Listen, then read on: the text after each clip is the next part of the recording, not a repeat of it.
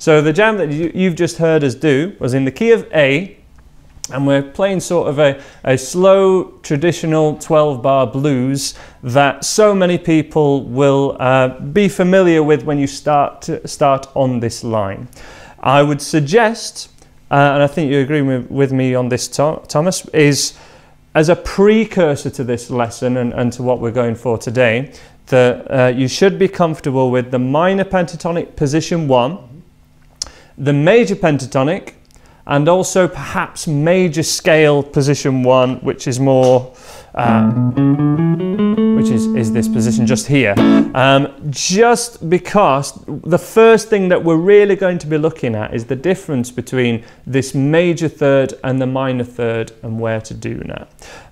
Now this is the same major and minor third than is in our A major chord and our A minor chord, but we're just using it in a little bit more of an advanced way. Can you just let people know the chords that we're playing over first of all? So it's a standard blues 1, so this is an A7. This is coming from an E shape. I'm just taking 1 or 2 notes out. Then to a D7, well this is a D9. Coming alternatively, you go to an A shape for D7, back to an A7, and then our turnaround, so E7,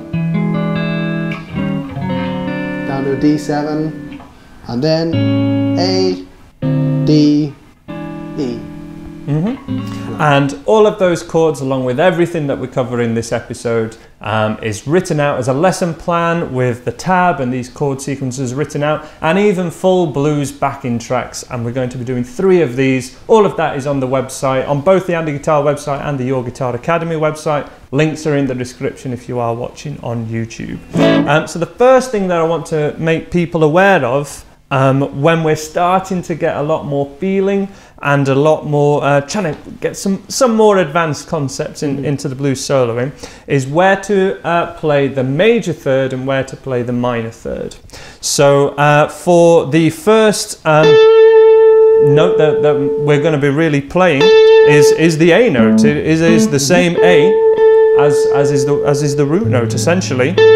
But there's a world of difference between, if I just played it here for example, if you just went to the second chord for me, and then back to the 1. Those notes that I played were the root note to the major third, and then the root note to the minor third. And it's the minor third that we're needing to make sure that we really only use in this particular context, over this jam, over that dominant 7th chord, over the 4 chord in a 12-bar blues. Now we are going for an early 4 here. It could just be just 4 bars of the 1 chord, but here we're going to the early 4, and then in particular when we get to the start of the 2nd line of the 12-bar blues, so bar 5 and 6, that's where we're hitting that dominant, and that's where we want to be going for that minor third. Of course, there are many positions along the neck where you can play that. This is very common when we're in, I'm using what is known as the BB King position. I like to think of it as a little house shape just here. This is the top of position 2. So we have position 1 of the minor pentatonic just here if we're in the key of A, and then we're just here, and I like to think of it as a little house shape. Do you agree with that, or am I just making things up? We have kind of the bricks and mortar part, and then the wooden roof on top. There we go. So we have that little triangle shape just there.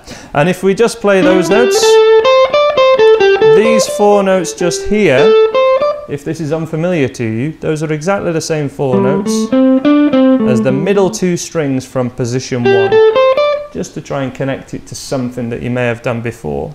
But one way to do this would be to just use the first finger to bend up to that major third. That's a very blues. And then not bending if you want it to be the minor. So rather than doing this, we're trying to get a more lyrical quality to it. Like that. Personally, that doesn't play to my strengths as a guitar player, so I can see how that can be difficult for beginners to just suddenly get that first finger pushing up with it. It can be very hard to get any phrasing on the thinnest string. So I encourage people to also try it here and put our first finger on that root note, on the A note, and either bending up a whole tone from fret 12 or a semitone for the minor, and that essentially hits those two notes here. Or what is a real cool trick that I try and get students to do who are playing along these lines is actually bending up from a semitone down, which would be essentially like a bad note, an out of key note. But it means you've just got control over that bend. It just has great taste to it. Nice. And that's exactly the same thing as we're doing here. And let's just hear that in context. So over the one chord. And then. And using other notes to taste as you would if you were just trying to keep a solo going and improvising with the minor pentatonic. So same two chords again.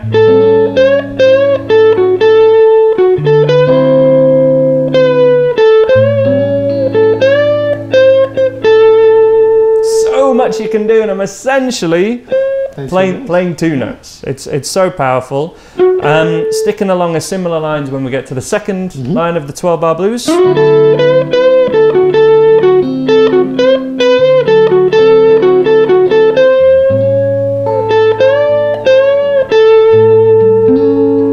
And then over the 5 chord, we have a few options. I would be sticking more to just, if we think about that as our BB King box shape, I'd be pushing that 2 frets up, and that's my home when I'm doing everything that you've seen me do so far, really. Minor, I've bent up 1 fret there. As I hit that 4 chord and then back to 1. And occasionally overbending, which would be like the 4th.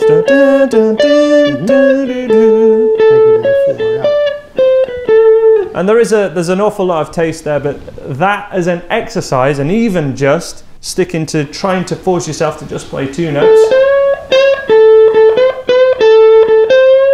is a really cool exercise. And I think we should just finish this section by demoing that, because that would be the #1 thing that I would encourage everyone to have a go at. So I'm just going to play either that or that. That's bending up to the major 3rd, bending up to the minor 3rd, and I'm going to try and use that only. Let's see how it goes. Well, got a challenge. All right. Well, that's what I would ask a student to do as an exercise. So let's start from that, and we'll be doing. Thomas will be showing his flash licks and doing much more than this in 1 second. But we're going to be. I guess I got my name on YouTube by teaching 2-chord songs. So let's start by lead guitar with 2-note solos. Let's go for it. Let's go for it. I'm ready.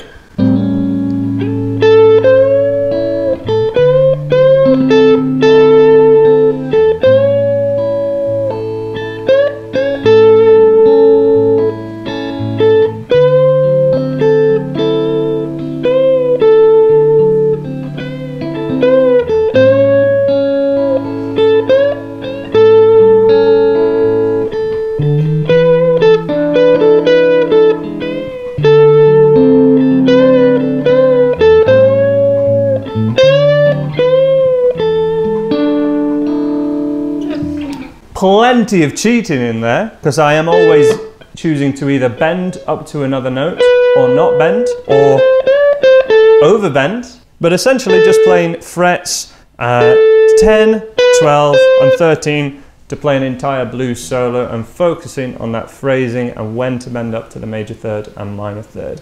Fantastic exercise for anyone getting into any style of lead guitar. Everything that we cover in the blues, you know, that essentially all those ideas crossed over into rock and roll, crossed over into metal, crossed over into pop and everything else. It's a great starting point and is exactly the right thing to focus on.